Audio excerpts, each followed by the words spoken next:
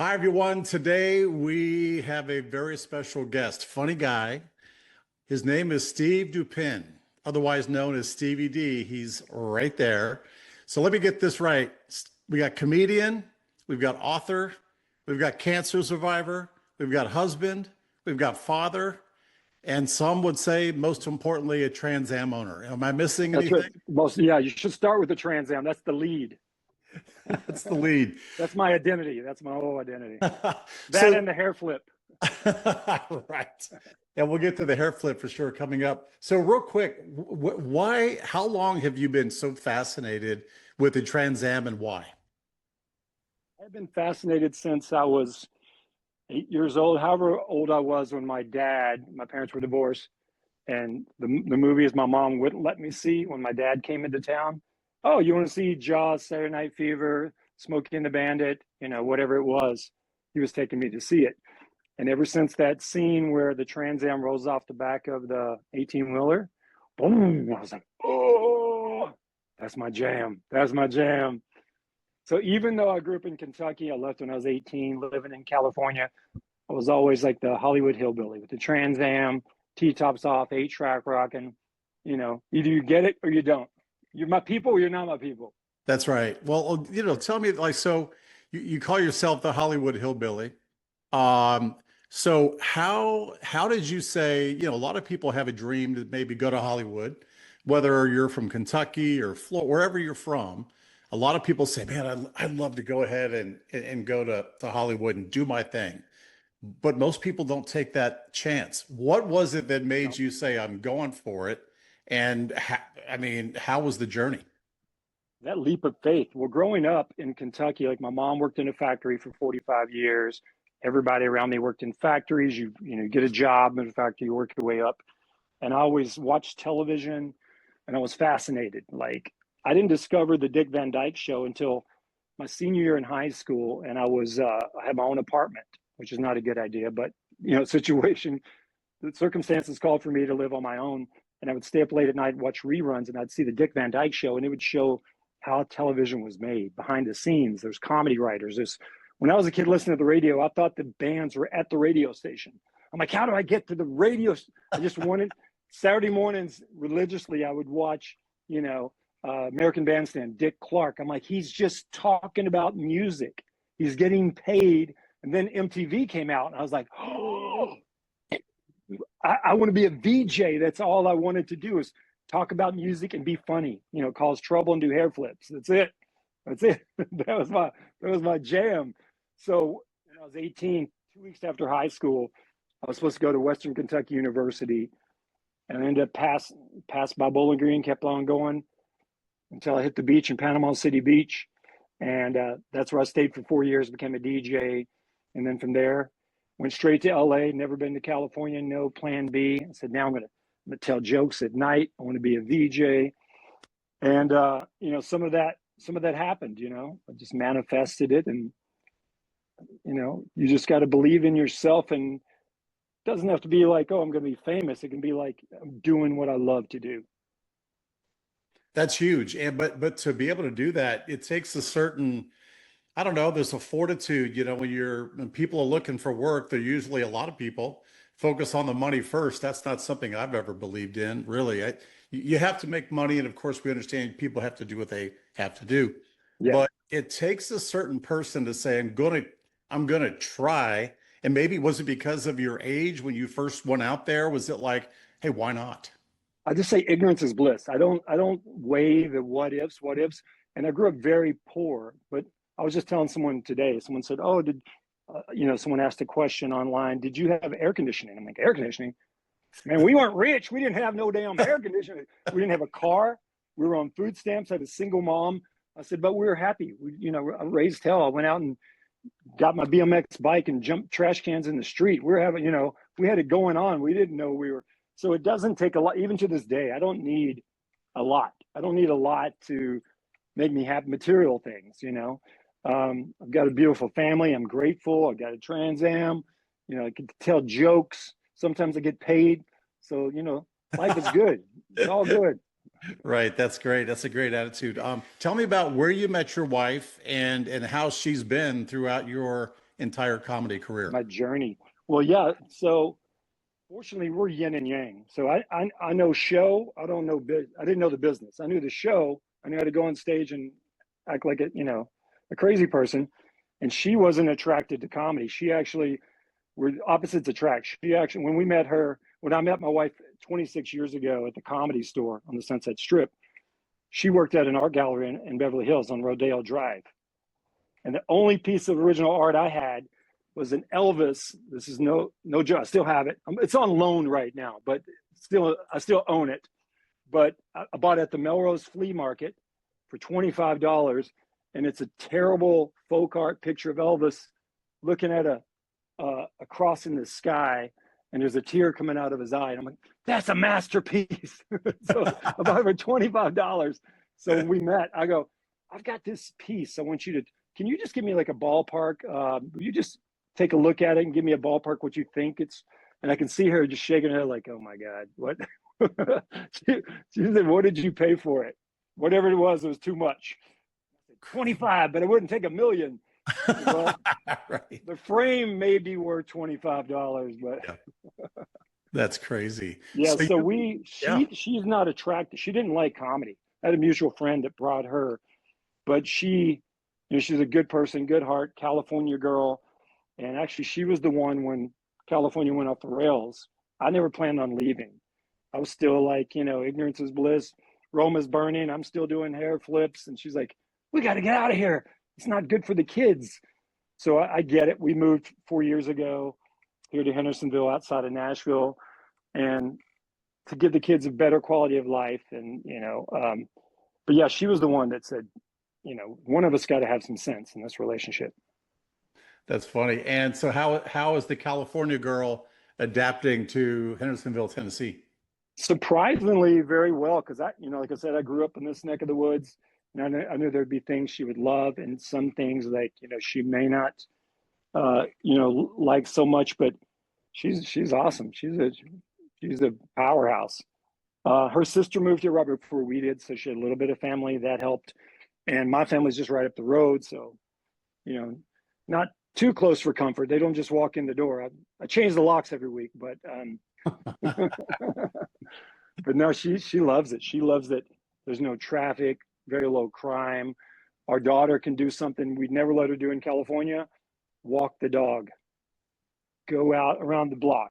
Simple You things. know, simple things. Yeah. Yeah. Very, So for anybody who's not seen your show, how would you describe Stevie D in 30 seconds? I'd say he's very intellectual, sophisticated, highbrow comedy. I'm like I'm not blue. Like some comics are very dirty, some are very clean. I'm more like an eighth grade sense of humor, PG-13 maybe.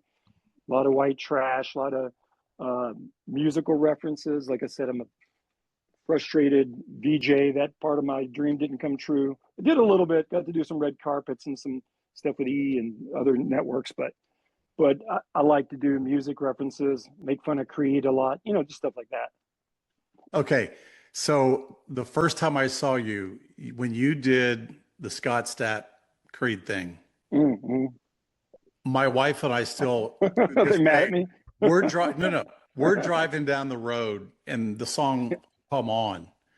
And she's like, Stevie D. You're like, Stevie D. What the hell's going on up there? With his pleather pants pulled up with his wife beater tucked in. I did that years ago, and Courtney, that we did the show with at Bon Jovi's place, Yeah. she always said that was her favorite joke of all time. So Hilarious. I pulled it, dusted it off.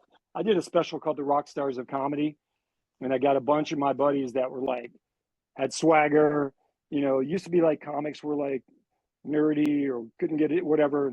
Then it started evolving where, you know, edgier people were getting stage time and blowing up.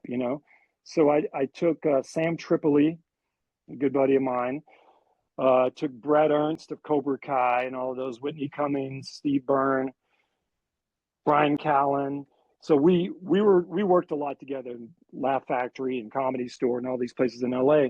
So I'm like, look, but it's also, it's not exactly the same audience, but funny is funny. And it was all like a broad stroke of, you know, cool comedy, edgy, cool, that I thought anyway. And it's more of a rock star edge to the comedy.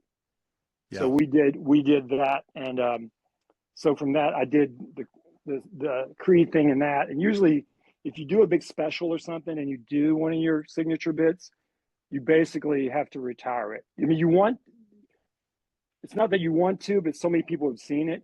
But then sometimes people, it's like doing Journey's got to play Don't Stop Believing. You know, they may be sick of, I don't really get sick of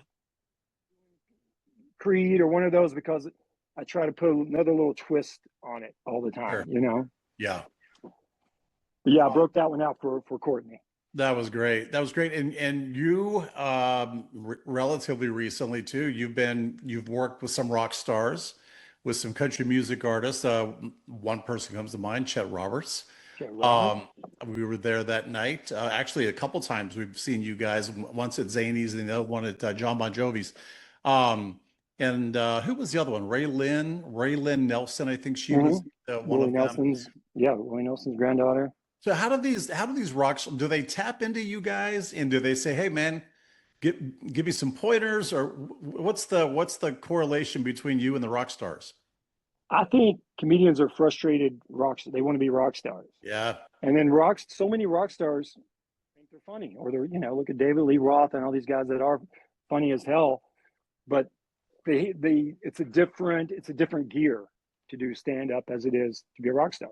And you can't hide behind a band. You know what I mean? I had a lyric, I wrote the theme song, a buddy of mine, Mark Holt, and I, to Rock Stars of Comedy. It said, don't need a guitar, don't need a band. I rock the stage with just a mic in my hand. So you can't hide behind your band. It's just you.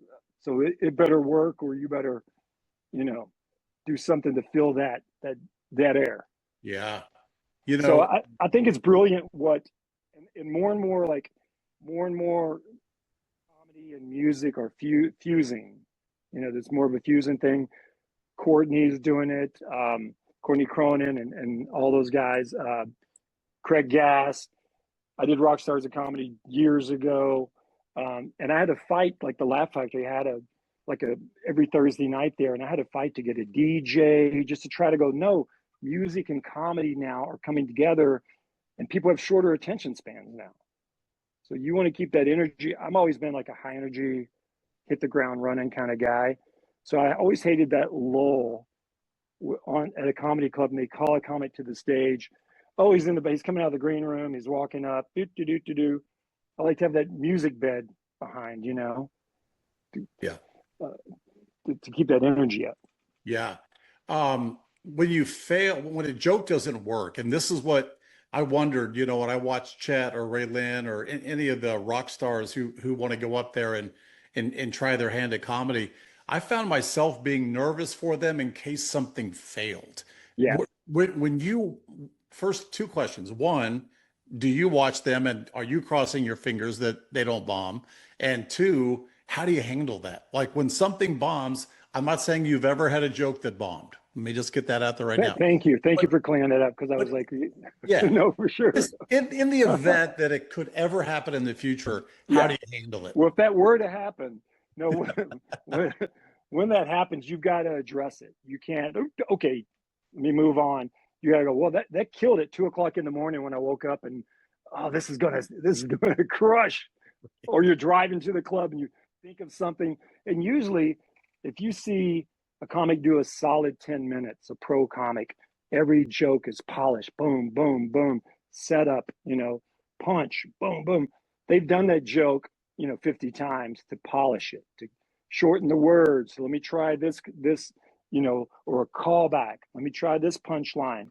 So a lot of times it's too many words or just tightening it up. But I'm supportive. Like I love seeing Chet or Ray Lynn.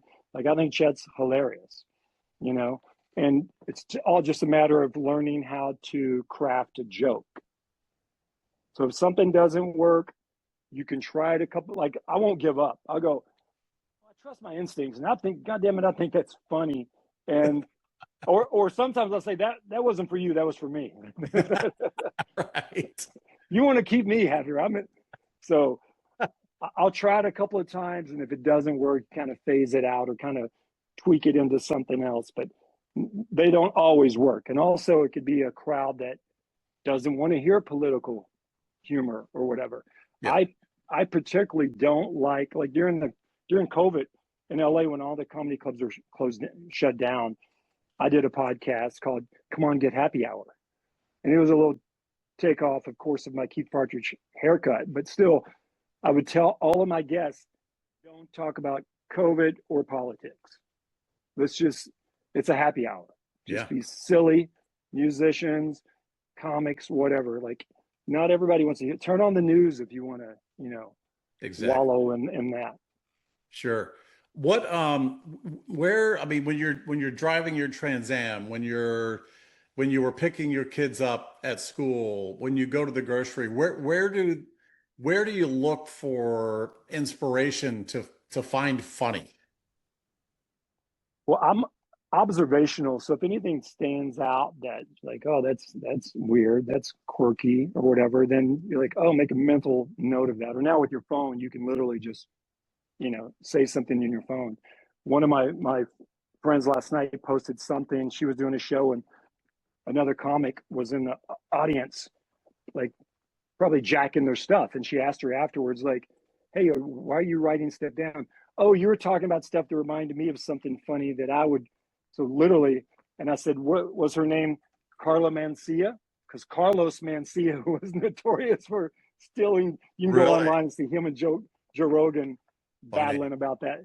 But yeah, if anything seems off where some people would like, oh, that's a comic. So a good comic should say something out loud that you're thinking or have the, cojones to say it. Yeah. Like, Yeah. you want to lock in to that wavelength where everyone's like, oh yeah, my wife never puts her keys back in the same place or whatever, not my wife does, of course, but some. Of course. Hold on a second. So I've seen you from afar, seen you online, of course, and seen you few times in person doing your show. And whether you're on stage, here's an observation on stage, off stage that I've noticed about you. So, and you probably heard this before too, you are supremely positive. Seems like you've got just a positive outlook on life. You're grateful to be where you are. You're grateful to be where you've been. You're grateful for the good, for the bad, and everything in between. And that's not an easy thing to do in today's world, number one. Number two, when you are a cancer survivor and you still have that attitude, it's to me extremely impressive. So tell me, Thank you. tell the folks about, you were diagnosed with cancer years ago. Give us the short backstory on that and where you're at and how you're doing now. Yeah, so not to dwell on it too much, but I think I was 42 and felt like something was going on, so I went in to get checked, and he they didn't do the blood work at that time because I was young, never smoked, no history of prostate cancer, whatever. So we just dimmed the lights and put on some Barry White and did did the exam, a couple shots of tequila, and the old joke is, thank God, I look back and both of his hands weren't on my shoulders. Oh, God. So anyway, so 2 years. So he said, no, you're good. You're probably they didn't do the blood work. So I did not even have an enlarged prostate. 2 years later, I go in for another checkup with a different insurance company, and just routinely they do the blood work and they found the cancer. And I said, hey, two years ago, when they're like, oh yeah, that was cancer. They just didn't do the blood work. They tried to save $200. So I had prostate cancer at a young age. So Michael Milken's foundation reached out to me, made me like the poster child, and put me in Times Square and all that stuff. So my twisted mind said, oh, I've got cancer. Now I can write a funny cancer book, like a sick, demented, because I had just read Lance Armstrong's book. And it was all, positivity and struggle and blah. And I was like, I grew up on food stamps and raised hell and been arrested by the cops and all. I got some good stories. High speed car chases with my dad. And so I wove the cancer. That was the common thread, the narrative through the book. And the book, I just happened to have one, the Trans Am Diaries. But it went to meanwhile, I'm sitting up every night writing. We had coffee shops out there called the Coffee Bean. It's like a Starbucks. I'd sit there every morning at 5 o'clock, write. Because my comedy background, I knew how to construct. I looked at every chapter like it was an album. I'm like, if you just open this book, and I want you to read, if you want to read this chapter first, then that chapter is going to stand alone like a song. You know what I mean? Mm-hmm. And so, like I said, the cancer, every 2 or 3 chapters would just come an update. Where is he now? What's going on? What's the checkup? When's the surgery? And then post recovery. So that kind of got me through the book. And the whole time I was telling my wife, "Oh, I'm going to write a book," and she's looking at me like, "You can barely read a book. What are you talking about?" Oh, but she said, "Even if it's a journal, at least you're putting it down for posterity and for kids to read one day." I'm like, "No, it's going to be a book." I didn't know anything about publishing a book. Now you can self-publish, you can go on Amazon, whatever. At the time, you had to, send it out to publishers, and you had to send manuscripts and 3 chapters. So I got a book. I think I ordered a book. It said how to pitch your book. And it said, you'll probably get turned down 100 times. And I was like, 100? My ego, I can't get turned down 3 times and I'm out. I'll burn the damn manuscript. And so luckily I was invited on a local podcast thing or whatever, talk show. And I was the person was a friend of mine. I was cracking her up, and I was cracking up some people on the set. And afterwards, a guy comes up and goes, "Hey, Stevie, here's my card. I'm a publicist. Who's pitching your book?" I go, "Looks like you are." So that dude got me a book deal, and it went to number 5 on Amazon Memoirs or something. So wow, miracles happen, She's another crazy thing is I mentioned I was supposed to go to Western Kentucky University, which, by the way, my son's going to be going in August, full circle. But I get a call from him after the book comes out. There's a book tour thing set up. And he goes, "Hey, Steve, your first book signing is at some college in Kentucky in Bowling Green called Western Kentucky University." Whoa, really? I go, "Bro, I'm a little late for class." But right. That's cool. That was my first book signing. You don't need no stinking college learning. Oh, man, that is great. And you have another book, right? You've written 2. Was the other one The Chronicles of a Hollywood Hillbilly? Yeah. So that was just more silly nonsense. Just nonsense. Just funny nonsense. Yeah. Good. We like nonsense. Yeah. That was nonsense is good. Pure silliness. Absolutely. Do you feel the pressure to be on all the time? Well, I think a lot of comics, surprisingly, or low key off, like Will Ferrell. A lot of people off stage are super quiet, but they kick into that gear when they're on stage and when they're performing. I'm usually on 11. Like, I don't know, I probably wasn't diagnosed with something, but I'm always like boing boing. I'm usually hopelessly optimistic but I do believe if you have hope, then every day, as long as I'm hopeful, I have some hope of something, then I'm usually good to go. I don't need a lot of money. I don't need, I'm healthy. My family's healthy, but I have a handful of I got a ton of comic friends, but a handful that I like to be around that are also upbeat, optimistic. Chet, who I'm grooming into an awesome comedian, is going to be a pro. I'm going to be opening for him pretty soon. Yeah. Like I just like people with that kind of energy. Yeah. No, he has that for sure. Who makes you laugh? Comedy wise, like actually when you're a comic, people every day send you Instagram, whatever, clips of comedians. They don't get or friends of ours, say, "Hey, let's go out date night you want to go to a comedy club?" I'm like, "No, you're an accountant. Do you want to go watch some accountant crunch numbers?" Like, it's just antsy. But I like the old school comics. I'm a, Renaissance guy. I like the variety shows of the 70s.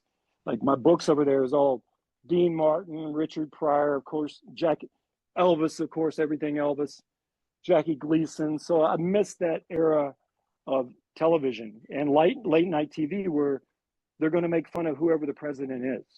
Yeah. Now it doesn't have to be one. It shouldn't be propaganda. It should be, like I say, I'm an equal opportunity offender, and every comic should be. Like nobody should be fair game. No one. It's the last uncensored art form. You know who I thought was great at that was Johnny Carson. Carson was best. I mean, all of those late night talk shows, no matter who the president was for 4 years, you're going to hear jokes about that president. Yeah, and I thought Leno was decent too, from that perspective, as I recall. There's a comedian and obviously comedian actor who I always thought was sort of underrated was Gene Wilder. That guy, I can't even look at a picture of him without laughing. Like the guy just makes me laugh. Stir crazy, all that kind of stuff. Yeah. Funny. When he decided to do Willy Wonka's, he did it on one condition. And what that was, in the opening when he comes out and all the kids are at the gate.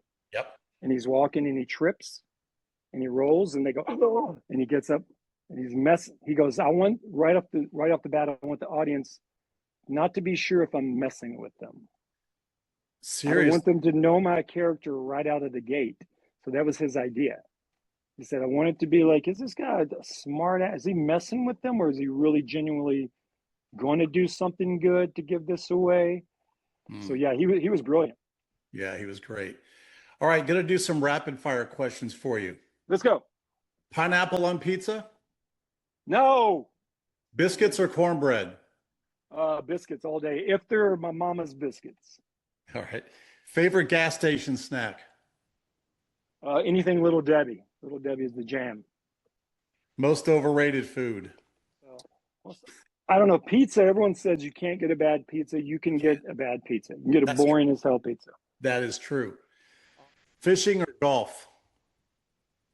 Well, I don't eat fish. I fish with a shotgun. So probably golf. Coffee or Mountain Dew? Coffee. Jeans or sweatpants? Tight jeans, maybe some tight jeans, and rock some Jordache. There you go. Jordache. That's great. Hard to find these days. Yeah, for sure. Who's the person that gave you the best advice you've ever had? Maybe the king.